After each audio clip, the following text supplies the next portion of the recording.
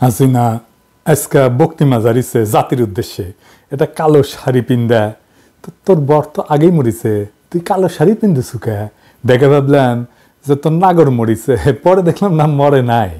তোর বক্তিমা সিনা ওকে অনেক গাল পাড়ার ইচ্ছা ছিল, পারবো না, কারণ উই একটা মেডিকেল মার্ভেল। কেন মেডিকেল মার্ভেল মানে ডাক্তারি বিদ্যায় একটা বিষয় কেন, এটা পরে কমুনি। কেমন জাউরা দেখেন, কয় মাইয়াদের উপরে হামলা করছে নাকি আন্দোলনকারীরা। শোনেন, মেয়েদের হলে ছাত্রীদের উপর আক্রমণ করা হয়েছে এবং লাঞ্ছিত করা হচ্ছে। মানে ওই কভার চাচ্ছে যে ওর ছাত্রলীগের নেত্রীগণে যে থেরাপি দিচ্ছে না হাঙ্গারে মাইয়ারা, সেটা তো থেরাপি তো দিচ্ছে মাইয়ারা। হ্যাঁ, তাও তো মারেনি, কান ধরে উদ্বাস করেছে আর খুঁটিত বেঁধে থুইছে। এডিটর সাহেব দেখান না।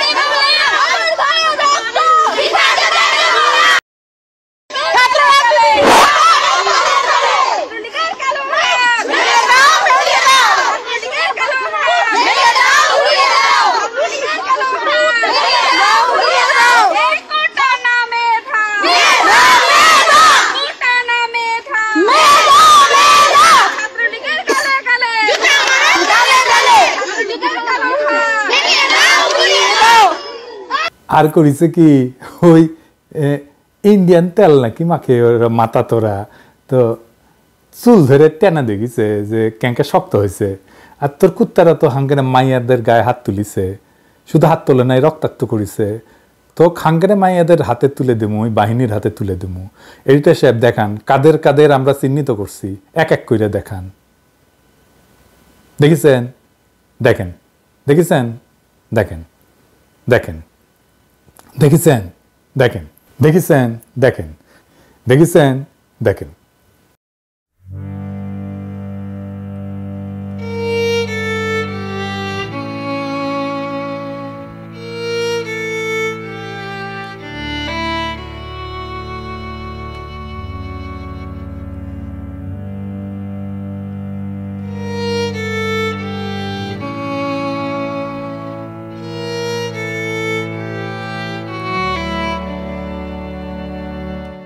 চট্টগ্রামে নাকি ছাদ থেকে ফেলে দিছিল আন্দোলনকারীরা।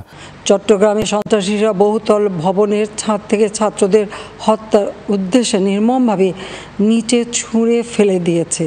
ছাত্রলীগ ফেলে দিছে আন্দোলনকারীদেরকে। আর এই যে দেখেন নাম্বার প্লেট গাড়ি দিয়া চট্টগ্রামে অস্ত্র সাপ্লাই দিচ্ছে।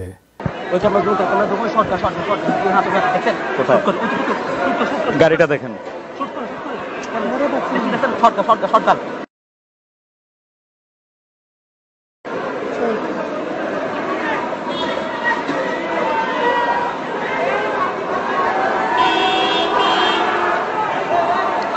একটি গাড়ি মূলত বারবার এগিয়ে যাওয়ার চেষ্টা করছে এবং গাড়ি থেকে আমরা দেখছি ব্যাগ নামানো হচ্ছে, বেশ কিছু ব্যাগ এই গাড়ি থেকে নামানো হচ্ছে, এমনটি আমরা দেখছি। বেশ কয়েকটি ব্যাগ নামানো হয়েছে গাড়ি থেকে এবং এগুলো বিভিন্ন জন কাঁধে নিচ্ছেন, হেলমেট পরা বেশ কয়েকজন।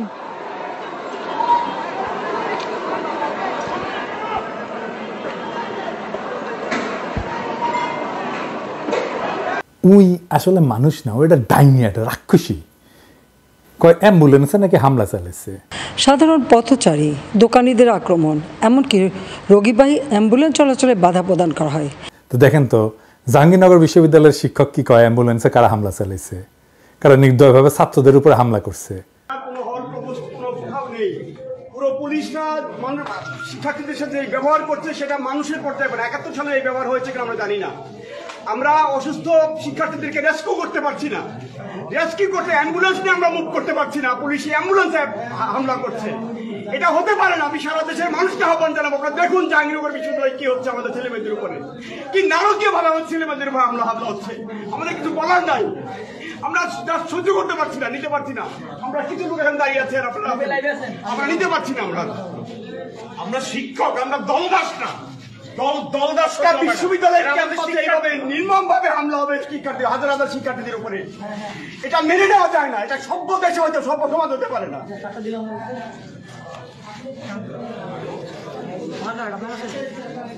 100 জন শুটার আনিছিল ছাত্রলীগ জাহাঙ্গীরনগর ইউনিভার্সিটিতে।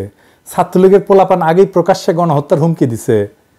দেখেছেন কারা শিক্ষকদের উপর হামলা করেছে? তোর তো গোয়া দিয়া রক্ত পরে, তুই মুখে রক্ত উঠে মরবি, উল্টা দিক দিয়ে রক্ত উঠবি। দুনিয়াতে ওই মুজিবের ঔরসে জন্ম নিছে সত্য, কিন্তু মুজিবের মালের লগে কুত্তা, শুয়োর, শেয়াল, শকুন সবগুলোর মাল মিশে একটা বিচিত্র ককটেল বানানো হয়েছিল ওকে জন্ম দেওয়ার জন্য। তাছাড়া এমন একটা পিস দুনিয়াতে আপনি দুইটা খুঁজে পাবেন না। উই কয় যে উচ্চ আদালতের রায় হতাশ হবে না আন্দোলনকারীরা। শুনেন, সর্বোচ্চ আদালতের রায় আসা পর্যন্ত ধৈর্য ধরে অপেক্ষা করার জন্য আমি সকলকে বিশেষভাবে অনুরোধ জানাচ্ছি। তাদের হতাশ হতে হবে না।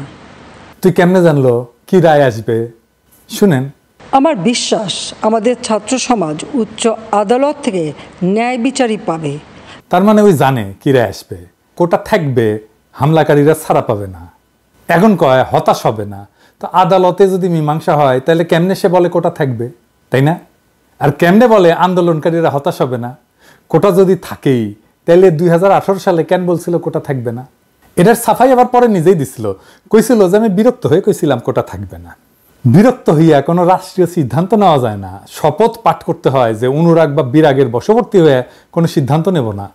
ওই কি দেশের রাজা যে বিরক্ত হয়ে সিদ্ধান্ত নেয়?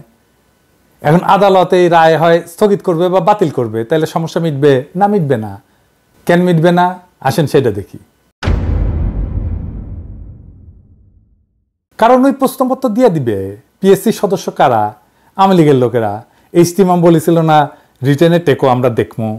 এই প্রশাসন দিয়াই তো পাতানো নির্বাচন করে, আমার কথা না। নিজে কি বলছে ইজতিমাম দেখেন, কইছে আমি নিজে অনেক উপজেলায় গেছি, সেখানে আমাদের যারা ছিল মানে দলের ছাত্রলীগের তাদের সঙ্গে কথা বলে নির্বাচন করেছি, দেখছেন তারা আমাদের পাশে আছে, তারা বুক পেতে দিয়েছে। এটা তো হাসিনার নিজের পরিকল্পনা। দেখেন কি বলে, নেত্রীর সঙ্গে কথা হলে তিনি সবসময় বলেন কিভাবে আমাদের ছেলেদের জন্য ব্যবস্থা করা যায়। আপনার বা আমার ছেলে তো চাকরি হবে না, সরকারি চাকরি, পুলিশ ভেরিফিকেশন আটকাই দিবে শেষে। এই যে সাদ্দাম বলছিল না যারা কোটা আন্দোলন করছে তাদের কারো চাকরি হয় নাই, এইবারেও যারা করতেছে আন্দোলন আপনাদের তালিকা কইরা বাদ দিবে, পুলিশ ভেরিফিকেশনে বাদ দিবে, ফেল করায় দিবে। খাতা দেখে কারা? আচ্ছা এইবার আসেন, খাতা দেখার বাদ কথা বাদ দেন, ভাইবা নাই কারা? ওই তো বাদ দিয়ে দিবে। আচ্ছা এইবার আসেন সরকারি চাকরির সংখ্যা দেখি, মোট কত সরকারি চাকরি? পিয়ন, দারোয়ান সব মিলে 15 লাখ সরকারি কর্মচারী। এই 15 লাখই হচ্ছে আওয়ামী লীগের লোকজন, সবাই।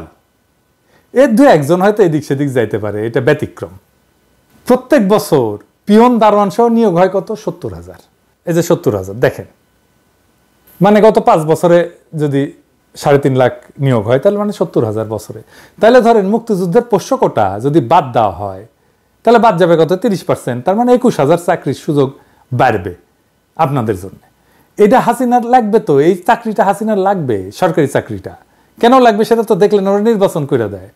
যাই হোক, এই 21,000 খুব বেশি চাকরি না, তাও ধরলাম যে পাইলেও এটা সরকারি চাকরিগুলো নিয়ে যাচ্ছে হাসিনার দলের লোক। এই যে পুলিশ মারতেছে সবগুলো তো ছাত্রলীগ। আর্মিতে প্রমোশন হয় না আওয়ামী লীগ পরিবারের না হইলে, কোটা তো একবার ব্যবহার করা হয় না, চাকরির সময় ব্যবহার করা হয়, প্রমোশনের সময় ব্যবহার করা হয়। তো সরকারি চাকরি নিয়ে গেল হাসিনা, আর বেসরকারি চাকরি কে নিল? মোদি। সেগুলো তো আরো বেশি বেতনের চাকরি, $10 বিলিয়ন নিয়ে যায় প্রত্যেক বছর ইন্ডিয়ানরা। এই টাকায় মাসে গড়ে $1,000 বেতন যদি দেওয়া হয়, $1,000 মানে কত এখন আমি জানি না, 1,30,000 টাকার মতো হবে হয়তো মাসে। এইরকম 1,30,000 টাকা বেতনের চাকরি আপনি কতগুলো পাইতেন জানেন? 8.5 লক্ষ চাকরি দেওয়া যেত, বাংলাদেশের কোনো বেকার থাকতো না। হিসাবটা দেখেন। কোটা শুধু মুক্তিযোদ্ধা কোটা না, ভারতের কোটাও তো আছে, তাই না? আছে না? ওই যে আওয়ামী লীগের মধ্যে ভারতের এমপি ক্যান্ডিডেট থাকে, যে শুনেন শেখ হাসিনা বলো আমি শেখ হাসিনার প্রার্থী, এটা তোমাকে মনে রাখতে হবে। আমি ভারতের প্রার্থী, তোমাকে এটা মনে রাখতে হবে। আমি এখানে হারার জন্য আসিনি। তো এখন আমাদের করণীয় কি? এখন তো কাঁঠাল রানী তার বিডিআর, র্যাব, পুলিশ, ডিবি এই দিয়া হোস্টেলগুলো, হলগুলো ফাঁকা করে দিছে, তাই না? এই আন্দোলন এখন জনতার আন্দোলনের রূপ নিচ্ছে। দেখেন রিকশাওয়ালা ভয় ভেঙ্গা কি বলে।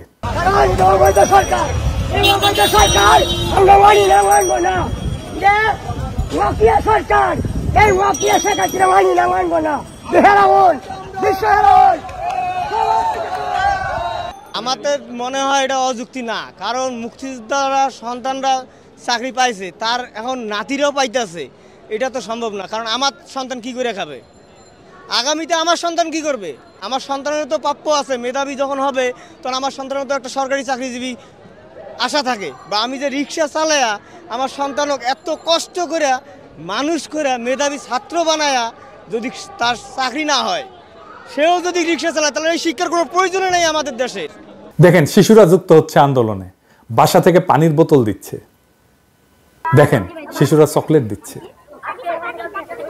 নারীরা, ছাত্ররা কিভাবে কমিটমেন্ট নিয়ে মাসে নামতেছে, কিভাবে আর্গু করতেছে, দেখেন নারীরা কিভাবে আর্গু করে। সবাই কোটার পুলিশ, সবাই কোটার পুলিশ। আমি আপনার বিশ্ববিদ্যালয়ে জানতে পারি, এক্সকিউজ মি, আমি আপনার আপনি কি বাবা ঢাকা বিশ্ববিদ্যালয়ে পড়তেন? আপনি ঢাকা বিশ্ববিদ্যালয়ে পড়তেন? ভাই আমার দিকে তাকান ভাই, কত অফিসে আপনার লজ্জা লাগে না ভাই? ছেলে মেয়েগুলোর দিকে তাকান তো, কোনো লজ্জা লাগে না? কালকে খাইছি মায়ের, আজকে যাতে মাইন না খাই, বুকে পিঠে ধাক্কা না খাই, বুঝেন এগুলা? এই আপনারা কি পড়াশোনা মানে দূর থেকে লাগিয়ে পারি না, আমার পুরো মুখে দিতে আমার পিঠের মধ্যে বাড়ি বাড়ি। আজকে আমি চাচ্ছি ধারে কাছে সেরকম করে হাতাতে করি, এই জন্য এই বোতলে কি গুলো আসলে মরিচের গুঁড়া। বাবাকে বলে আসছি আজকে যদি মরে যায় আমার রাস্তা থেকে কেউ না তুলে। আমরা ঢাবি স্টুডেন্ট ভাবে মার খেয়েছি, আমাদের ভাইদের যেভাবে মেরেছে, আমি নিজেও ইনজুরিতে আছি। আমি তারপর আজকে আন্দোলনে আসছি, আমরা কিন্তু মানে দমে যাই না, এটা জাস্ট বোঝানোর জন্য যে ইনজুরি থেকে যে উঠে আসছি। যে দেখেন এলাকাবাসীর সাথে কিভাবে যুক্তি দিচ্ছে, বলতেছে আপনার সন্তানের ভবিষ্যৎ আমার হাতে। আপনার মেয়ে 10 বছর পর জব পাবে না, আপনি তখন কি বলবেন? বলেন, জবাব দেন। তাহলে আপনারা আমাকে দেখাচ্ছেন আপনার বাসা এখানে, কিন্তু আপনার বাসা এখানে, কিন্তু আপনার ছেলের ভবিষ্যৎ আমার কাছে। আমি হারলে আপনার ছেলের ভবিষ্যৎ হেরে যাবে। আপনি কেন আমাকে দেখাচ্ছেন আপনার বাসা এখানে? আপনি আমাকে সাহায্য করবেন। হ্যাঁ, আপাতত দৃষ্টিতে আপনার কষ্ট হচ্ছে, কিন্তু সামগ্রিক বিষয় পরিচালনা করলে আপনি যদি 10 বছর 100 বছরের কথা চিন্তা করেন, তাহলে আপনার পুরো পরিবারের দায়িত্ব আমার কাছে এখন। আপনার ভাইয়ের ছেলে, আপনার নিজের ছেলে, আপনার নিজের মেয়ে, আপনার আত্মীয় স্বজনের ছেলে মেয়ের দায়িত্ব আমার কাছে। আমি হেরে গেলে তারা হেরে যাবে, এটা মাথায় রাখেন। আপনার ছেলের বয়স এখন হয়তো 5, এখন হয়তো 10, কিন্তু সে আর 10 বছর পর তার বয়স 20 হবে, তখন সে ভার্সিটিতে চান্স পাবে না কোটার জন্য। তখন আপনি হাই হাই করবেন যে কি করলাম, আমার ছেলে কেন জব পায় না। বাবারা দেখেন কি হতাশার কথা বলতেছে। রাজাকার কথাটা শোনার পরে বলতেছে 7.5 কোটি মানুষ আমরা মুক্তিযুদ্ধ করে স্বাধীন করছি, রাজাকার কয় % ছিল? আমি বিবেরিয়া থেকে আসছি, আমি বিবেরিয়া যাবো, আমি বিবেরিয়া যাবো, এখন তো গাড়ি বন্ধ। আমি তো এখন রাজাকারের সন্তান, আমি তো রাজাকার। আমি ঢাকা বিশ্ববিদ্যালয়ে লেখাপড়া করছি, আমার মেয়ে বিশ্ববিদ্যালয়ে লেখাপড়া করে, আমার ছেলে ও বিশ্ববিদ্যালয়ে লেখাপড়া, আমার ছেলে বিশ্ববিদ্যালয়ে লেখাপড়া করে। 7.5 কোটি বাঙালি এই দেশে দেশ স্বাধীন করছে, 7.5 কোটি বাঙালি, 1% রাজাকার ছিল না। এখন আমরা কি করে সবাই রাজাকার হয়ে গেলাম এই দেশে? কি এটা কি আমরা কি মগের মূল্যকে বসবাস করি নাকি মানুষের দেশে বসবাস করি? আবার দেখেন বাবারা রাস্তায় নামছে, সব বাবাদের ডাকতেছে। দেখেন আমার সন্তান এখানে আছে, আমিও আছি, আপনার বাবাদেরকে ডাকতেন, সন্তান আজকে থেকে এইভাবে রাস্তায় নেমে আসবেন, মুরব্বীরা রাস্তায় নেমে আসবেন, সন্ত্রাসী সংগঠন ছাত্রলীগ আর বাকশালীদের আপনাদের এলাকা থেকে উৎখাত করবেন, জয় বাংলা করে দেবেন। ঠিক যেভাবে শিক্ষা প্রতিষ্ঠান থেকে উৎখাত করা হয়েছে, ছাত্ররা যদি বিশ্ববিদ্যালয় থেকে নিজের শহরে বা গ্রামে ফিরে যান, সেইখানে প্রতিরোধ গড়ে তুলবেন। আমরা আমাদের লড়াই জারি রাখবো, রাস্তায়, অলিতে গলিতে, পাড়ায় মহল্লায়, গ্রামে শহরে, বন্দরে গঞ্জে, পাহাড়ে, মাঠে খামারে। আমরা কখনো পরাজিত হব না। প্রত্যেক ঘর হয়ে উঠবে আমাদের দুর্গ, আর আমাদের পদযাত্রায় একের পর এক এলাকা আমরা শত্রুমুক্ত করব। বাংলাদেশের পবিত্র মাটি থেকে অভিশপ্ত আওয়ামী লীগের শেষ চিহ্ন মুছে ফেলবো। খেয়াল রাখবেন, মুক্তাঞ্চলে যেন হাসিনার দল শুধু না, তার বাপের যেন কোনো চিহ্ন না থাকে। হাসিনার প্রভু মোদি যেন জানে কি বিপুল ঘৃণা হাসিনার প্রতি মানুষের। হাসিনারে যে সমস্ত পশ্চিমা শক্তি, আন্তর্জাতিক শক্তি তার সাথে কথা বলতে আসবে, ইভেন সমর্থন করা তো দূরের কথা, তাদেরকে আমরা প্রশ্ন করব, হিটলারের সাথে কি আপনি ডিল করতেন? মুসোলিনির সাথে ডিল করতেন? কোন নৈতিকতা একজন ফ্যাসিস্টের সাথে আপনারা ডিল করেন? হাসিনা কি করতেছে, হাসিনা দলের লোকেরা কি করতেছে আপনারা দেখেন না? জানেন না? দেখতেছেন না বসে? এখন লজ্জা লাগে না আপনাদের? আপনাদের সাথে আগামীর বাংলাদেশ ডিল করবে? গতকালের ভিডিওতে আমি আহ্বান জানাইছিলাম মাদ্রাসার ছাত্রদের, হাটহাজারী মাদ্রাসার ছাত্ররা আন্দোলনে নামছে। দেখেন,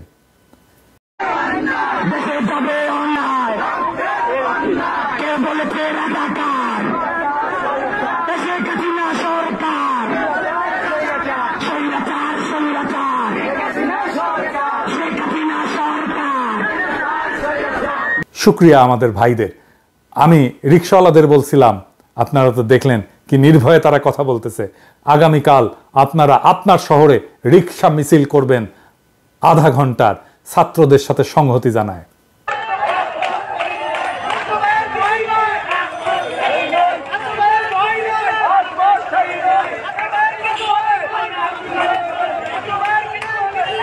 গার্মেন্টস শ্রমিকদের আবারও আহ্বান জানাইব, আপনারা আপনাদের দাবি নিয়ে মাঠে নামেন। আর একটা দলকে বলবো, বলা হয় নাই, আপনাদের অনেকেই আপনাদের সমস্ত সারা জীবনের সঞ্চয় নিয়ে শেয়ার মার্কেটে বিনিয়োগ করছিলেন, আর দরবেশ বাবা খাইয়া দিছে পুরাটা। নিজের সর্বস্ব হারানোর ওই বেদনা যদি মনে থাকে, আপনারাও নামেন মাঠে আজকে। হাসিনা বিজিবি নামাইছে, বাংলাদেশের অভিশপ্ত বাহিনী যারা বাংলাদেশের দেশপ্রেমিক সেনা অফিসারদেরকে মারছিল আর বাংলাদেশে ভারতের দাসত্ব শুরু করছিল, তাদেরকে নামাইছে। পুরা পিলখানা তুলে ইন্ডিয়াতে পুশব্যাক করে দেব মোদির চালা। আপনারা বিজেপিকে দেখলেই বলবেন খুনি, জল্লাদ, অভিশপ্ত। দেখেন বিজেপি কিভাবে পিছু হটছে।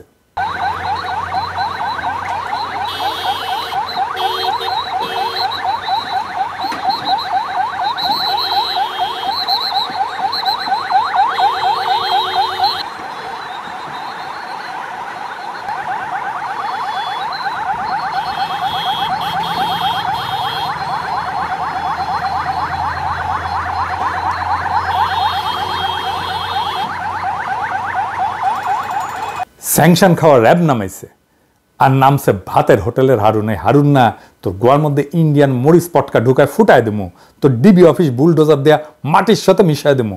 কইছি ব্যারাকে থাকবো, ব্যারাকে থাকবো, ব্যারাকের বাইরে এক পাও ফেলবো না।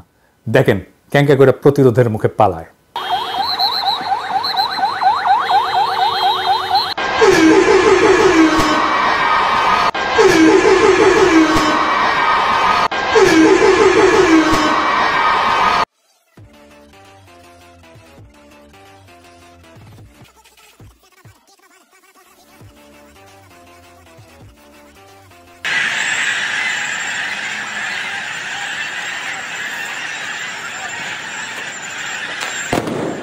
খালি সাহস কইরা রুখে দাঁড়াইতে পারলেই এরা ফুটবে। মনে সাহস রাখবেন আর চোখে রাখবেন প্রতিশোধের আগুন। মনে রাখবেন শৃঙ্খল ছাড়া আমাদের হারানোর কিছু নাই, কিন্তু আমরা অর্জন করতে পারবো বীরের জীবন। ওরা একবার আমাদের হটাবে, আমরা আবার সংগঠিত হয়ে তরঙ্গের পর তরঙ্গের মতো বারে বারে ঝাঁপায় পড়বো, যতদিন খোদা তাআলা আমাদেরকে বিজয়ী হওয়ার তৌফিক না দেন।